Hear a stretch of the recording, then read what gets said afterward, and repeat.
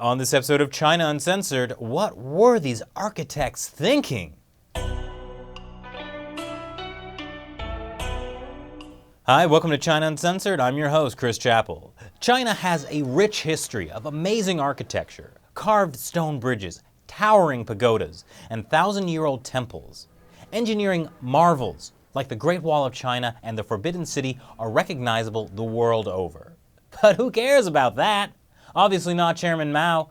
During the Cultural Revolution, many ancient buildings, along with anything else from China's rich history, was targeted for destruction by the Communist Party.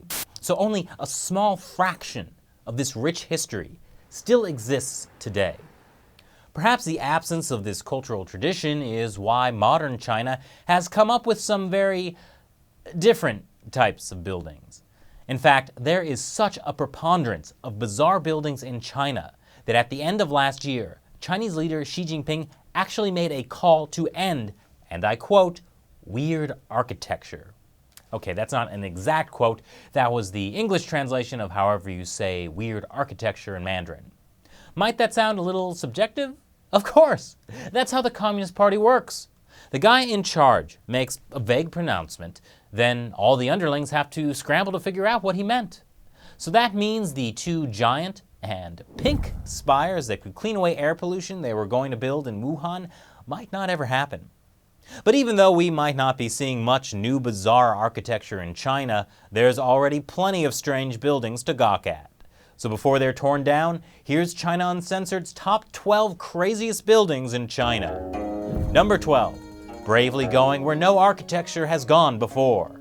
The chairman of a gaming company in Fuzhou is a major Trekkie, and so he decided to build this. His company headquarters in the shape of Star Trek's USS Enterprise. It cost $160 million to build, and amazingly, he actually got permission from CBS Broadcasting first. Seems like a fun place to work until the holograms come to life again. Number 11, Big Pants. Many in China refer to the headquarters of state-run CCTV as Big Pants because it looks like a set of big pants. Now, while that might seem strange at first, it does make sense. In 2009, the Beijing Television Cultural Center, then under construction and located right next to the Big Pants, erupted in a massive blaze. CCTV officials authorized the illegal fireworks display that started the inferno. So considering CCTV's reputation for journalistic integrity, this proves the old adage, liar, liar, pants on fire. Number 10. Practical buildings. You know what I like? Buildings that are in the shape of the things they're supposed to be for. Like this liquor factory in Sichuan for the brand Wuliangye. Number 9. Now this building design really rings true for me.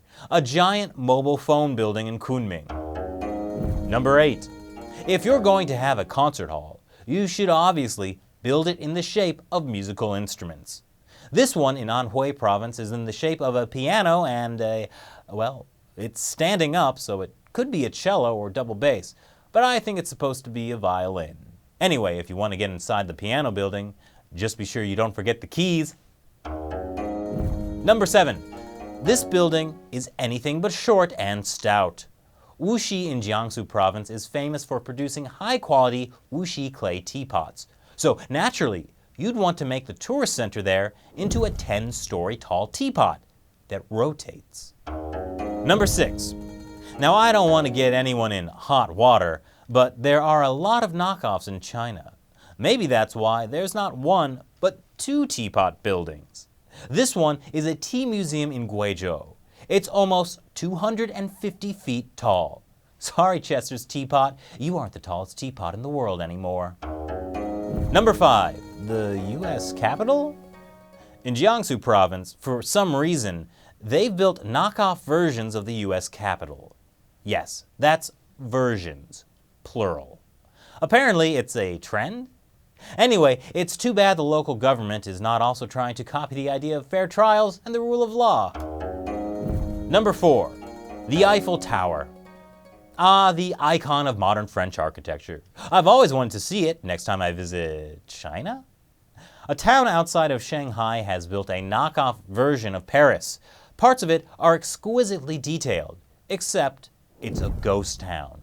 The perfect place to visit if you want to pretend you're in a post-apocalyptic world. Or, if you want to do that, you could just go to Beijing. Oh, sorry, that was a picture from Blade Runner. Here's Beijing. Number 3. World of Warcraft Theme Park. Bootlegging doesn't end in the real world. This is Changzhou's massively illegal World of Warcraft theme park. And with all the detail put into it, it certainly earned its $48 million price tag. Of course, there was no permission given to build this, but intellectual property theft really isn't the biggest concern in China. Number 2. Sci-Fi Zen. This is the Famen Temple in Shanxi. This original part of the temple is more than 1,000 years old. They restored it after the Red Guard damaged it during the Cultural Revolution. But why stop there when you can also build this next door, the Famen Temple Cultural Scenic Area. I don't know about you, but it looks like it would fit in nicely on the set of a 1950s science fiction movie like Forbidden Planet.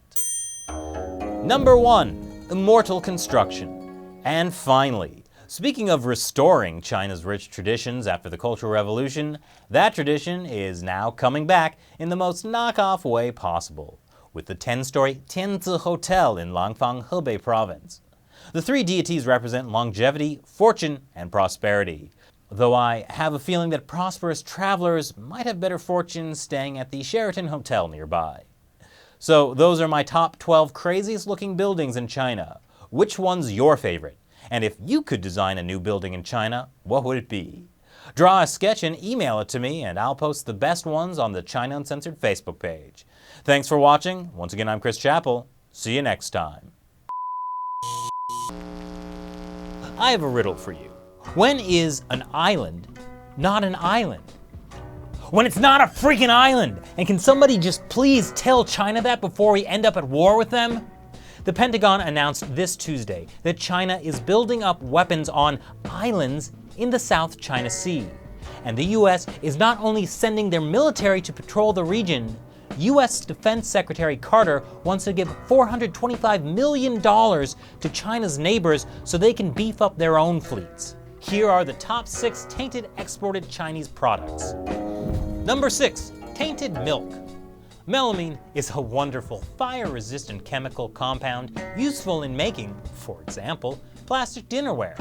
Also, when added to diluted milk, it can make it appear in tests as if the milk has higher protein content, which is why Chinese state-owned dairy producer Sanlu Group added melamine to its milk and infant formula. It's like when you steal from your parents' tequila bottle and replace the missing amount with water. Only instead of water, you add rubbing alcohol.